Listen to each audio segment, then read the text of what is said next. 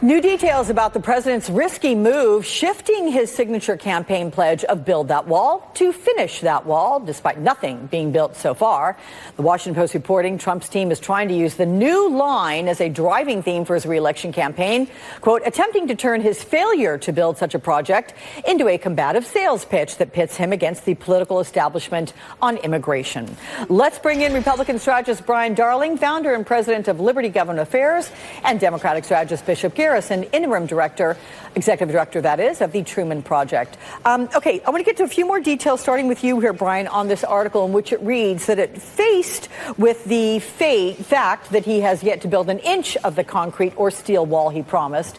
Trump and his campaign have started relying on a rhetorical sleight of hand, speaking the wall into existence. Will Trump voters see through this, the speaking the wall into existence part here? Well, it's an interesting strategy. I mean, when you look at what the president's been saying, is he's making the case. He's basically already running against Congress again and saying that Paul Ryan didn't do his job, didn't give him his wall funding when Republicans had control of both the House and the Senate. He's pitting himself as a change agent, and it's very different than from what we've seen in past presidents going into their second term, running on their record, running on how well they've done. He is going to run on the record of the economy, but he's going to run against Congress on immigration. You think if he throws in the record on taxes, that's going to be a good thing to pit there, Brian, on the economy? Oh, I think yes. I mean, if the economy is doing well, the American people will feel good about the economy. They'll feel good about how the president's as a steward to the economy. And, you know, with all the talk about taxes and how popular or unpopular the tax bill is, ultimately, what people care about is, do they have more money in their pockets? Do they have a job? And is the economy doing well? That will help them, unless if the economy has a downturn going into the next cycle.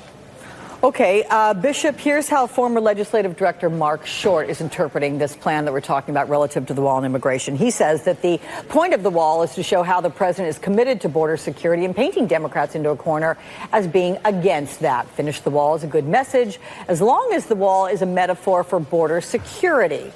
What do you make of that? How much is this message about a wall versus border security? Well, thank you, Alex. Thank you for having me.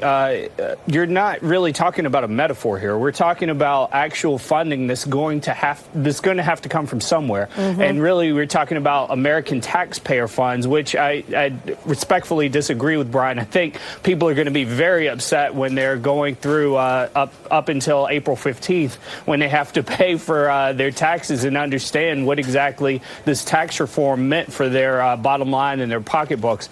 Ultimately, when you're talking about this metaphor, we're talking about $3.5 billion that is going to be pulled from military construction. That's housing on basis. That's hospitals that were going to help to support and protect military families from active duty members. You're talking about $2.5 billion that's being removed from drug interdiction in the Defense Department's budget. Yeah. This is not a metaphor. This is actual operations. These are actual families' lives that are going to be greatly affected by this. So this line, finish the wall, Brian. There's a GOP strategist who told the Washington Post that it creates the illusion of success. And then you have Speaker Nancy Pelosi who's saying the president's trying to create the illusion of a national emergency.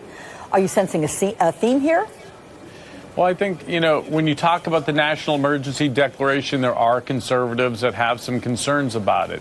The idea that this is an Article I power that has been delegated to the president, whether that's valid or not, this is going to be fought out in the courts. It's a very complicated question as to whether the president can do this, because has Congress sufficiently delegated that power to the president? But when you look at finish the wall as a theme, it's a lot better than tear down the walls. And I think Democrats have overreached a bit, and many have called all walls immoral. And they're being painted into a situation where if it's finish the wall versus tear down the walls, I think the American people are okay with finish the walls. Look, in terms of the national emergency, Bishop, the big question remains about the president setting a precedent for future Democratic presidents, Republican presidents as well, though, with this whole national emergency declaration. And has he raised now the likelihood of a future Democratic president declaring a national emergency around things like guns or climate change or any number of other issues?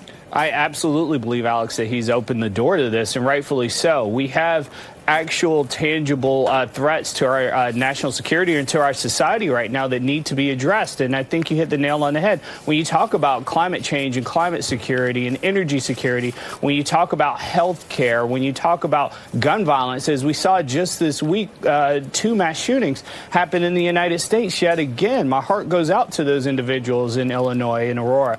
But for the idea that the border has been some type of national emergency that requires a presidential executive order, some type of action, is ludicrous. The president's down in Florida yet again playing golf and having brunch right after, literally hours after declaring a national emergency. That is not a serious thing for a president to do in this regard. So I look forward to future Democratic presidents taking real action on real emergencies. All right, guys, that's a wrap for now because David Gurr and his fabulous panel have sat down here in the studio. Brian and Bishop, thank you so much.